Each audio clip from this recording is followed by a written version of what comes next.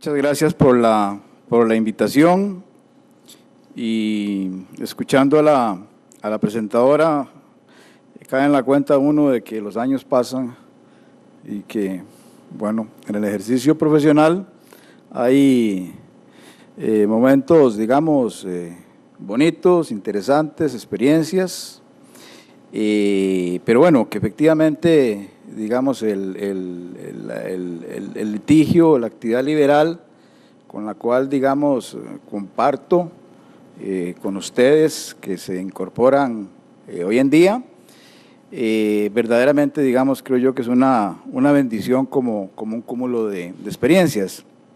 Quiero tal vez en primer lugar, en estas breves palabras, agradecerle al Colegio de Abogados y a la Junta Directiva por haberme honrado con esta invitación.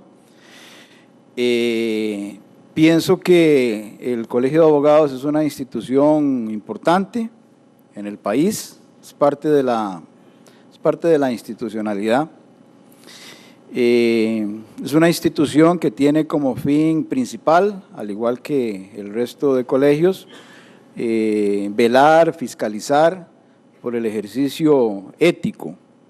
Digamos que la esencia del Colegio de Abogados es el control y la fiscalización del ejercicio ético de la profesión. Y se le agrega tal vez a esta actividad, que me parece que ha venido desempeñando muy bien a lo largo de su historia, una historia larga, es uno de los primeros colegios, digamos, creados en el país. Recientemente me parece a mí una función de fiscalización y control también del aspecto, digamos, académico, que creo que se posibilita a partir de una reforma legal que se hizo en el 2014. Siempre ha habido discusión sobre, digamos, estos temas y hoy en día el Colegio de Abogados también realiza un filtro con motivo de la incorporación y hace un examen de admisión. Digamos, recientemente se ha establecido este instrumento, que a mí me parece muy importante, digamos, que exista como un filtro y un mecanismo también de excelencia. Pienso que es importante este tema de la excelencia y del buen hacer profesional. Y una tercera función del colegio, que se agrega sin contradicciones, me parece un estímulo y un compromiso y una obligación legal con el desarrollo de la ciencia jurídica y el progreso de la ciencia jurídica.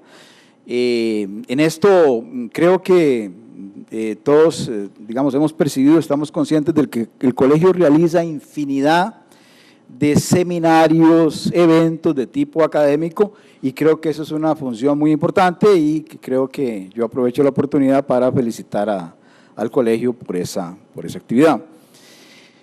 Y quisiera, en segundo lugar, también felicitarlos a ustedes, a los graduandos, a las personas que se incorporan como abogados el día de hoy. Me parece que es la culminación, el título de abogado, de un esfuerzo individual. Todos hemos tenido que, digamos, pasar por ese sacrificio que es a la vez un enriquecimiento, ¿verdad?, de tener que estudiar para sacar un título. Pero también es un esfuerzo, me parece, familiar, es decir, eso es producto de un esfuerzo de la familia. De manera que cuando un grupo de personas se incorporan, digamos, a un colegio que tiene esta función tan importante de controlar la ética con motivo del ejercicio profesional, estas personas, ustedes, yo, nos incorporamos con los conocimientos que nos da el estudio y la universidad, académicos, pero nos incorporamos también con los valores y los principios que no necesariamente los da, digamos, el estudio, sino que los da la familia y que los dan nuestros padres. De manera que el profesional en derecho y el gremio de los abogados, en alguna medida en relación con el tema ético, es una expresión, una manifestación, el gremio, de lo que es la misma sociedad costarricense, en la medida en que Nosotros como profesionales, que no es algo distinto de seres humanos, vamos a ir a ejercer una profesión como, y al igual que los demás costarricenses en otros ámbitos, digamos, se desarrollan, digamos, y se mueven. Creo entonces que el gremio de abogados tiene, digamos, una función muy importante, ustedes ya forman parte del gremio, en relación con el tema de la ética. Y cuando me invitaron a que yo, digamos, dirigiera, honrosamente me invitaron a que dirigiera unas pequeñas palabras, yo le preguntaba a Rosario Money, es una funcionaria muy abnegada, tiene muchos años de trabajar acá en el colegio, si había algún aspecto especial, digamos, que se quisiera que se tocara. Y bueno, ella me dijo, bueno, siempre es muy importante hablar, digamos, de la ética, ¿verdad?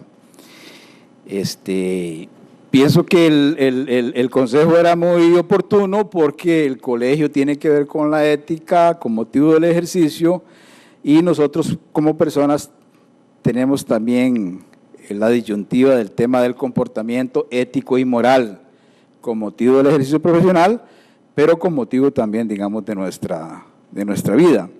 Y yo me pregunté, bueno, ¿será posible hablar, enseñar, digamos, la ética?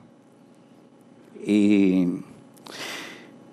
pienso que la ética, como un comportamiento recto, no se aprende tanto, entre comillas, sino más bien que se vive. Yo diría que la ética es como el amor, el comportamiento ético es como el amor. A nosotros no nos enseñan cómo amar a nuestros seres queridos, a nuestra esposa, a nuestros hijos, sino que es algo que se vive y que se tiene, digamos, o no se tiene. Me parece que la ética es algo así. Y bueno, entonces el comportamiento ético en alguna medida no depende única y exclusivamente de la formación profesional, también depende de una sociedad y de la ética también, y del nivel de ética que tenga, digamos, una sociedad, a medida en que somos seres, digamos, socializados. Hay un romano, filósofo, Séneca, que decía que todos los hombres tienen inscrito en su corazón una ley natural que les permite distinguir entre lo bueno y lo malo, entre lo correcto y lo incorrecto. Y que esa es una especie de ley, digamos, natural. Uno, por ejemplo, cuando se pregunta o observa, por ejemplo, que una persona sencilla, humilde, digamos, un campesino, que no ha hecho estudios, no tiene formación, sin embargo, uno observa que algunas de esas personas sencillas y humildes sin formación tienen conductas éticas adecuadas y si empeñan su palabra, si realizan un contrato, su palabra vale y su palabra, digamos, es cumplida. Creo que antes se decía que, no sé, que con el pelo de un bigote era que se, digamos, forjaba un vínculo, digamos, contractual y era suficiente, digamos, garantía, la palabra era suficiente garantía. Bueno, si uno mide por este ejemplo, tal vez no necesariamente los conocimientos y la academia signifiquen que la persona va a actuar éticamente y va a actuar, digamos, correctamente. Yo en lo particular pienso que si bien es cierto, esto es así, a mí me parece que el conocimiento, la cultura, los estudios, la educación, definitivamente influyen y posibilitan que las personas puedan actuar éticamente y comportarse éticamente en todos los retos, digamos, de la vida en que se presenten, con motivo, digamos, del ejercicio profesional. Me parece que eso es una manifestación. De manera que yo un poco, no predicando, porque no me gusta la palabra predicar, tal vez razonando, tal vez pensando en voz alta, digamos, o comentando, yo diría que una de las cosas más importantes que tiene que tener un abogado es estudiar. Yo creo que obtener el título no es la finalización del estudio, sino es, a partir del título, uno necesita seguir estudiando. Hay que estudiar, estudiar y estudiar. Eso es una recomendación que yo doy, es un pensamiento. Vean ustedes que hay un jurista, Eduardo Couture, procesalista uruguayo, que en 1945 formuló lo que se llama el decálogo del abogado, los 10 mandamientos del abogado. Y este destacado jurista, dentro de esos 10 mandamientos, establecía uno de ellos: estudiar. Porque el que deja de estudiar va dejando de ser abogado, decía él. Y yo creo que efectivamente la realidad es cambiante, la realidad jurídica es cambiante y uno tiene que estar en constante y permanente esfuerzo de educación. No porque los otros lo exijan necesariamente, sino porque uno mismo debe exigirse. ¿Qué es la ética y qué es la moral? Si uno quisiera profundizar en estos temas de la ética y la moral, me parece a mí que uno debería leer a Kant, el filósofo alemán. El filósofo que, digamos, articuló, acuñó la idea de que el comportamiento ético es un comportamiento interno que no depende de condicionamientos externos, que uno debe actuar rectamente por convicción, por deber, no por temor o miedo a una sanción. No sé si me estoy extendiendo mucho, pero yo diría que Kant es el filósofo más importante de la moral y de la ética. Yo recomiendo estudiar a Kant, porque además Kant es el filósofo que articula el tema de la ética con el tema del Estado. Ustedes se incorporan como abogados, pero se incorporan como abogados en un sistema social y político que es una república, que es un Estado de Derecho. Y la idea del Estado de Derecho, que yo creo que se vive en Costa Rica y es parte de la realidad política, de la estructura política que tiene nuestro país, es una idea que asocia la ética con el ejercicio del poder político.